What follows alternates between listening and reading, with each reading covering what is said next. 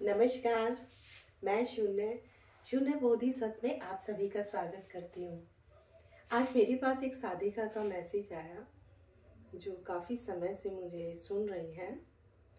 तो उन्होंने कहा, वैसे तो आप जो भी ज्ञान दे रही हैं बहुत ही सरल शब्दों में देती हैं, पर यदि इससे भी ज़्यादा आप सरल कर सके, कुछ ऐसा जो दिमाग से निकले ना, क्योंकि जब हम सुनते हैं तो भूल जाती हूँ मैं उस ज्ञान को। बार बार सुनना पड़ता है, फिर जाके कुछ दिमाग में रुकता है। तो उन्होंने कहा, क्या कोई ऐसी टेक्निक है जिससे कि जो हम सुने वो यहाँ छप जाए। तो मैंने कहा, हाँ जरूर, ऐसा कुछ ना कुछ उपाय तो जरूर खोजा जाएगा। और फिर बात आई गई जैसी हो गई। आज फिर उनका मैसेज आया। उन्होंने कहा कि आपने वो टेक्निक नहीं खोजी कि दिमाग में बिल्कुल बैठ जाए, छप जाए। क्योंकि सामान्यतः हम देखते हैं, जब हम कुछ सुन रहे होते हैं तो साथ में कुछ काम भी कर लिया, प्रवचन लगाए किसी भी गुरु के, और साथ में काम करते रहे, या सोते समय प्रवचन लगा दिए, नींद आ गई, सो गए। स्पेशली 1 घंटा किसी प्रवचन को सारे काम छोड़ के बहुत ही जिज्ञासु कोई साधक सुनता है, और इतना जिज्ञासा और इतने लगन के बाद वो उतना ही ग्रहण कर पा रहा है जितनी उसकी योग्यता है। उस योग्यता में भी उतना ही याद रह पाता है जितना हम कहें कि हमारी मेमोरी है। मतलब पूरा का पूरा हम याद नहीं रख पाते हैं। तो उन्होंने कहा, क्या ऐसा भी कुछ है जिससे कि पूरा का पूरा याद रह जाए। तो फिर जब मैंने आज उनका मैसेज आया तो मैंने देखा, ऐसी कौन सी चीजें हैं जो हमें याद रह जाती हैं। इन 5 इंद्रियों से जो हमें अनुभव आते हैं, उनमें सबसे ज्यादा गहरे जो अनुभव होते हैं वो आंखों से दिखाई देने वाले अनुभव होते हैं, जिन्हें हम आंखों से देखते हैं। कानों से सुने हुए भी भूल सकते हैं, सूंघा हुआ भी भूल सकते हैं, स्वाद भी भूल सकते हैं, लेकिन आंखों से जो हम देखते हैं उनकी छाप बहुत गहरी पड़ जाती है। उसके बाद दूसरे नंबर पे आता है जो हम त्वचा से छूते हैं, जो हम छू के अनुभव करते हैं, वो भी बहुत गहरे होते हैं। तो इसी को ध्यान में रखते हुए कि जो भी ज्ञान दिया जा रहा है, वो जो भी वो सुने, साथ में वो देखें, तो वो वहीं का वहीं छप जाए। तो हम शुरुआत करते हैं आज से, जो हमारा पहला हमेशा रहता है कि त्रिज्ञान से अध्यात्म की शुरुआत करिए ज्ञान मार्ग पे। तो आज हम पहला टॉपिक लेंगे, और आज का टॉपिक है, मैं कौन हूँ, या आत्मज्ञान कैसे प्राप्त हो, आत्म साक्षात्कार क्या है, कैसे उसे प्राप्त किया जा सकता है, या और भी बहुत सारे आध्यात्मिक प्रश्न होते हैं हमारे। परमात्मा क्या है, जगत क्या है, हम यहाँ क्यों आए हैं, ये किसने बनाया, कौन इसे चला रहा है पूरे ब्रह्मांड को। बहुत सारे प्रश्न होते हैं, लेकिन जो मेन होता है वो है कि यदि हमने स्वयं को जान लिया तो बहुत सारी चीजों को हम सहज रूप में जान लेते हैं। तो ये मेरा एक छोटा सा प्रयास है, शायद आपकी काम आ सके। तो शुरुआत करते हैं हम, इसीलिए मैंने आज इसका इस्तेमाल कर रही हूँ। बहुत बच्चे की तरह मैं समझाने का प्रयास करूंगी, जैसे एक बच्चे को कैसे कबूतर समझाया जाता है। तो ये जो पूरा बोर्ड है हमारा, पूरा का पूरा बोर्ड है, ये है अस्तित्व।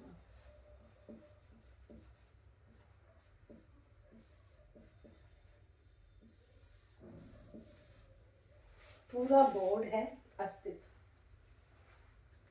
अस्तित्व का अर्थ होता है अस्तित्व शब्द अस्थि से लिया गया है। अस्थि का अर्थ होता है, मतलब उसकी उपस्थिति, वो एग्जिस्टेंस में है वो। तो जो भी है सब इसी के अंदर है, अस्तित्व के ही अंदर है, एक्स वाई जेड, कुछ भी अस्तित्व के बाहर नहीं है। इसी अस्तित्व के दो भाग कर देता है चित्त, जिसे साधारण भाषा में हम मन कहते हैं। एक ये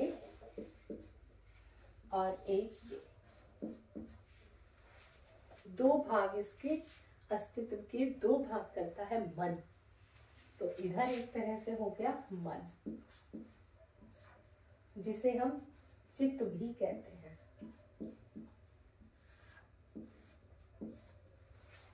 ये है मन। अब इनको और क्या क्या कहा जाता है? अस्तित्व का जो ये भाग है हम इसे प्रकट भी कहते हैं, और इसे फिर हम अप्रकट कहते हैं। ये हो गया प्रकट, ये हो गया अप्रकट।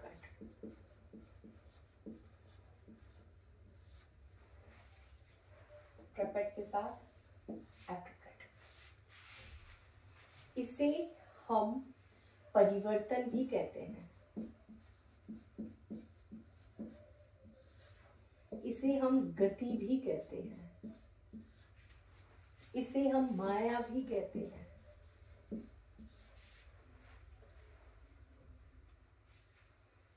ये सारे इसके नाम हैं। इसे हम माया, गति, परिवर्तन, प्रकट, ये सब इसी के भाग हैं। और ये अप्रकट, इसको हम अनुभव भी कहते हैं। ये अनुभव है तो ये अनुभव करता है।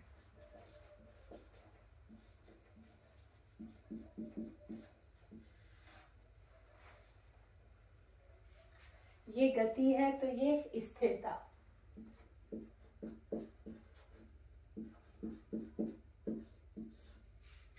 ये परिवर्तन है तो ये अपरिवर्तन।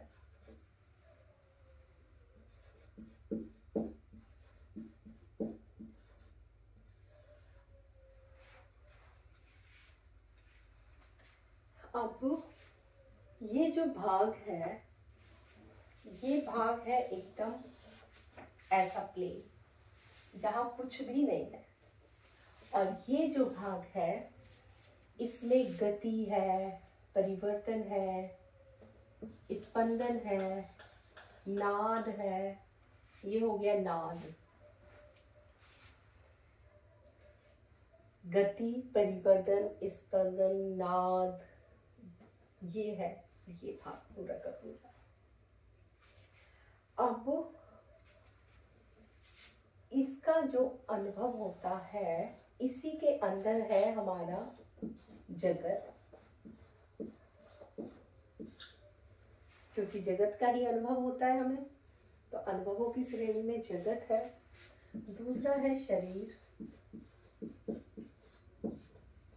और तीसरा है मन की क्रिया,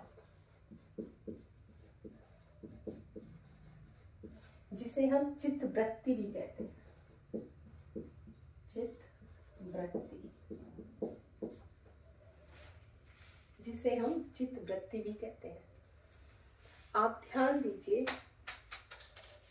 हमें जो भी अनुभव होते हैं, अनुभव मतलब ये, हमें जो भी अनुभव होते हैं उन सारे अनुभवों को हम इसी तीन श्रेणी में बांट देते हैं। एक जगत का अनुभव, पेड़ पौधे, जीव जंतु, पहाड़, नदियां, चांद, तारे, सूरज, बादल, दूसरे व्यक्ति, एक्स वाई जेड, जो भी जगत है हमने इसमें डाल दिया। इस जगत के अलावा एक हमें अनुभव होता है शरीर का। ये शरीर, ये हाथ है, ये सिर है ना, ये मुंह है, ये चिक है, नोज है, हाथ है, पैर है, ये सारे अनुभव शरीर। तीसरा, हमें मन के अनुभव होते हैं, हमारे विचार, हमारी भावनाएं, हमारी इच्छाएं, कल्पनाएं, स्मृति, ये सारे। इन तीनों अनुभवों के अलावा और कोई भी अनुभव नहीं है। और ये तीनों अनुभव हमें होते कैसे हैं? जगत का अनुभव हमें 5 इंद्रियों से होता है। या तो हम आँख से जगत को देख रहे हैं, या हम कान से सुन रहे हैं, या हम नाक से सूंघ रहे हैं, या हम मुंह से स्वाद ले रहे हैं, या हम त्वचा से छू कर देख रहे हैं। तो जगत का अनुभव इन्हीं 5 इंद्रियों से होता है। शरीर का अनुभव या तो हमें 5, ये जो पंच भौतिक इंद्रियां, इनसे होगा, या फिर हमें अंदरूनी इंद्रियों से होगा, वो अभी हम आपको बताएंगे। तीसरा, मन का अनुभव, ये हमें मानसिक इंद्रियों से होता है। तो मन का अनुभव मानसिक इंद्रियों से हुआ, शरीर का अनुभव पंच भौतिक इंद्रियां प्लस उसके साथ में आंतरिक इंद्रियां, और जगत का अनुभव हमें पंच भौतिक इंद्रियों से होता है। देखिए, ये परिवर्तन है, इसमें नाद है, गति है, प्रकट है, यहीं पे है जो भी हम अनुभव कर सकते हैं वो अस्तित्व के इस भाग में है। चाहे वो जगत का अनुभव, शरीर का या मन का, जो भी अनुभव है इधर है। और हम इन अनुभवों को इन्हीं इंद्रियों से ही अनुभव कर पाते हैं, जो हमारे शरीर की इंद्रियां हैं या मन की इंद्रियां हैं, इन्हीं से ही अनुभव हम कर पाते हैं। इसके अलावा हमारे पास कुछ और है भी नहीं जिससे हम अनुभव कर पाए। हमें जो अनुभव होता है वो परिवर्तन का अनुभव होता है, एक जगह से दूसरी जगह, एक अवस्था से दूसरी अवस्था में, फिर दूसरी, फिर कुछ और, फिर कुछ और, फिर कुछ और। आप देखिए, जितने भी अनुभव हो रहे हैं वो हमें परिवर्तन के अनुभव हो रहे हैं। इसीलिए हम ये भी कह सकते हैं कि सारे अनुभव परिवर्तनशील हैं। हम ये भी कह सकते हैं कि सारे अनुभवों को अनुभव किया जा सकता है। तो ये 2 नियम निकल के आते हैं हमारे प्रकट भाग से, अस्तित्व के प्रकट भाग से, कि जिसमें भी परिवर्तन है और जिसका भी अनुभव किया जा सके, ये 2 नियम निकल के आते हैं। अब हमारी आज की खोज क्या है? आज की खोज है मैं कौन हूँ।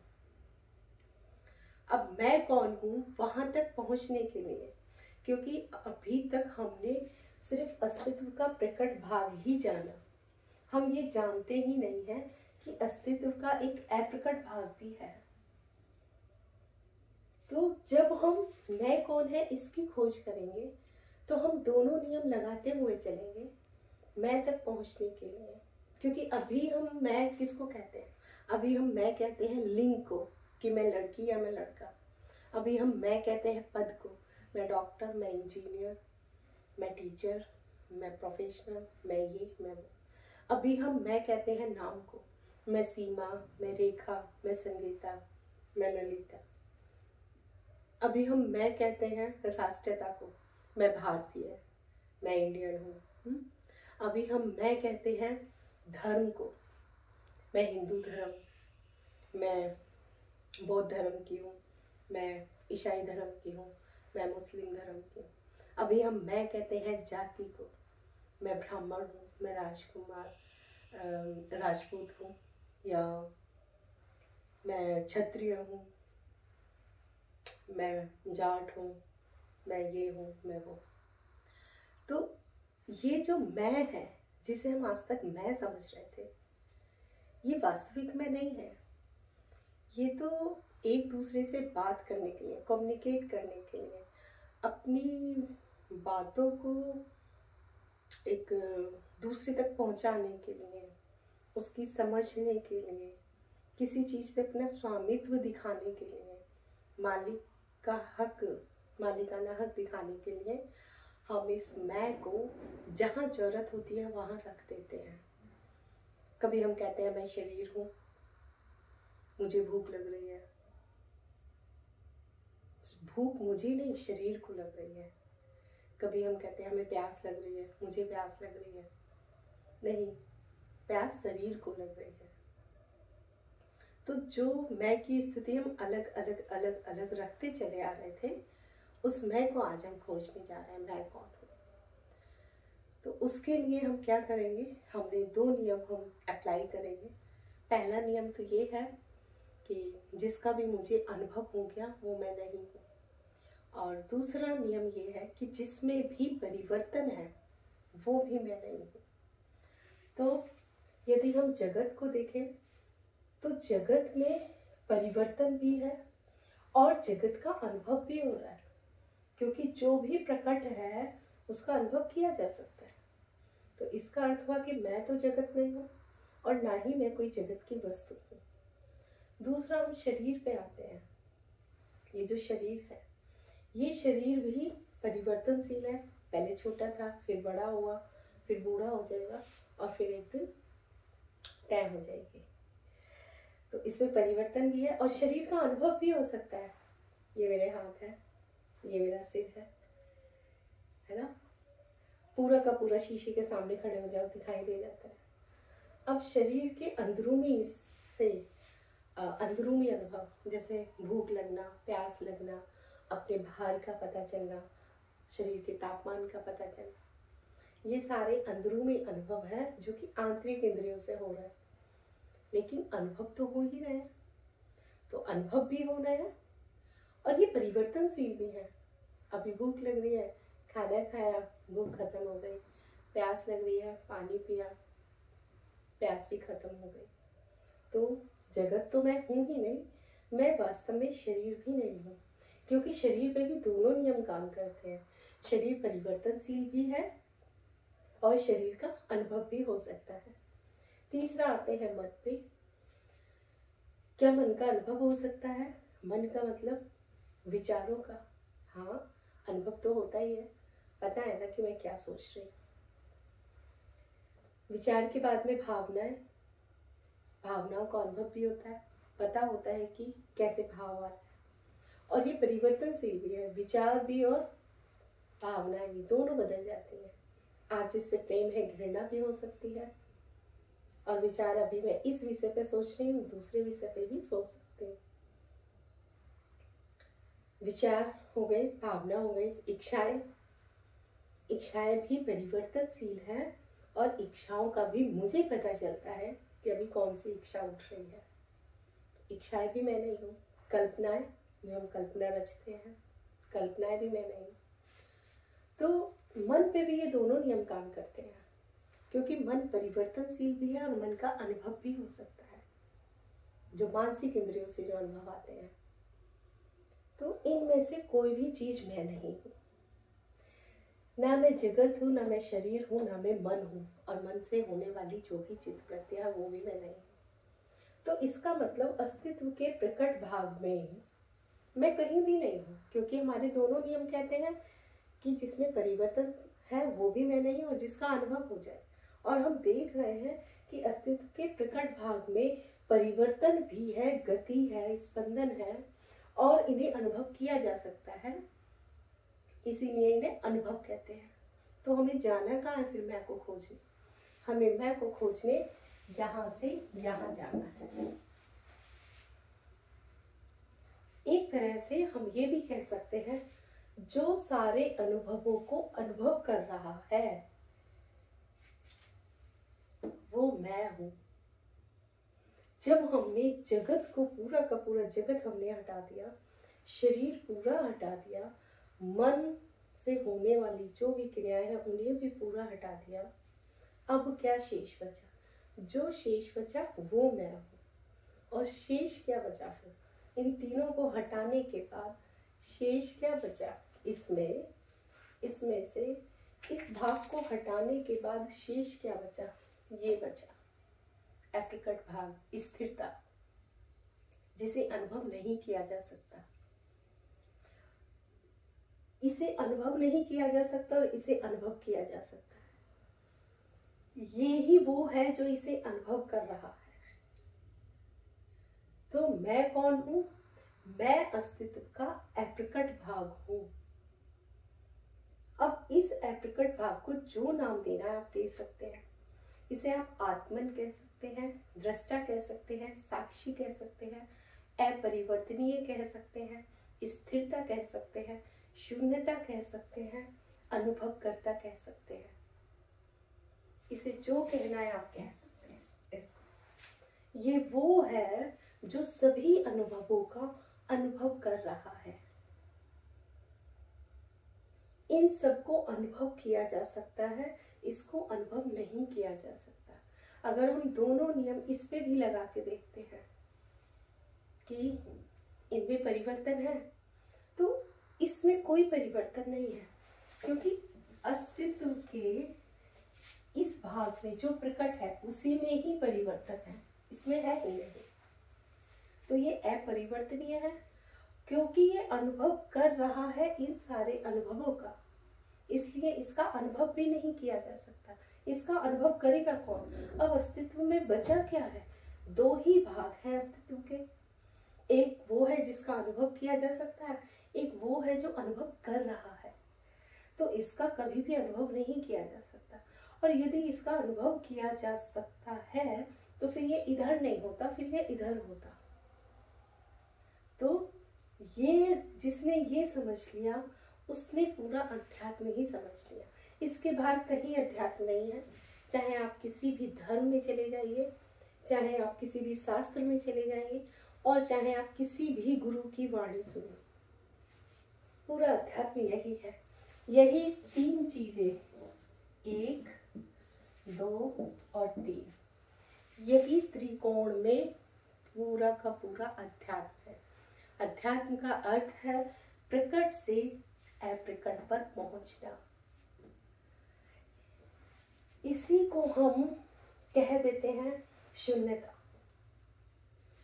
जितनी भी विधियां, जितनी भी टेक्निक, जितने भी गुरु, जितने भी शास्त्र, जो भी मार्ग, सब आपको प्रकट से अप्रकट की तरफ ले जा रहे हैं।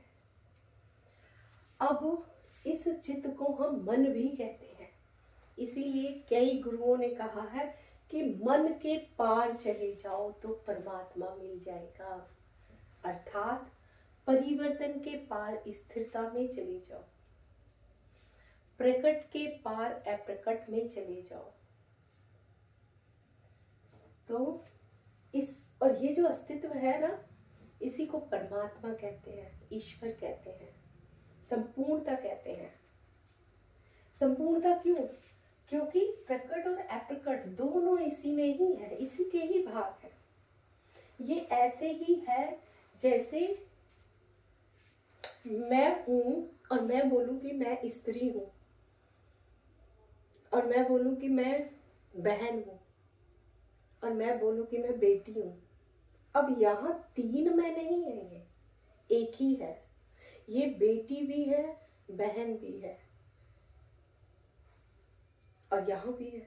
तो हम ये नहीं कह सकते कि ये 3 है, नहीं, एक ही है। कभी ये बहन है, कभी बेटी है ये। तो उसी तरह से अस्तित्व एक ही है, कभी ये प्रकट रूप में है, कभी अप्रकट रूप में। और अब यहाँ पे ये भी कहना बेकार है कि कभी प्रकट और कभी अप्रकट। ये प्रकट और अप्रकट दोनों रूप में सदैव विद्यमान है। बस हम इसी का अनुभव कर पाते हैं क्योंकि हमारे पास जो इंद्रियां हैं वो भी पूरे के पूरे का अनुभव नहीं कर पाती है। ये भी उतने ही परिवर्तन का अनुभव कर पाती है जितनी इंद्रियों की क्षमता होती है। इसका मतलब हमें अस्तित्व का प्रकट भाग का पूरा अनुभव भी नहीं हो रहा है। हमें उतना ही हो रहा है जितना इन इंद्रियों की क्षमता है। हम वही देख रहे हैं जो आंखें दिखा रही हैं, हम वही अनुभव कर रहे हैं जो इंद्रियां हमें अनुभव करवा रही हैं। तो हमारी यात्रा यहाँ से यहाँ की है। अब यहाँ पे गति है, परिवर्तन है, स्पंदन है। तो मन का स्वभाव, कई बार आपने सुना होगा, कहते हैं कि मन बहुत चंचल है। चंचल क्यों है? क्योंकि वो उसका स्वभाव है। तो क्या कभी मन को शांत किया जा सकता है? जो उसका स्वभाव है उसके विपरीत आप उसे कैसे हिला सकते हैं? क्या ऐसा हो सकता है कि आग में से तपन आप छीन लें या बर्फ में से उसका ठंडापन छीन लें? नहीं हो सकता, वो उसका स्वभाव है। कांटों से चुभना छीन ले, नहीं हो सकता, वो उसका स्वभाव है। तो इसी तरह से मन का स्वभाव ही गति, परिवर्तन, चंचलता, अस्थिरता है। तो जो भी साधक सोच रहे हैं कि हम अपने मन को शांत कर लेंगे, हमारे मन से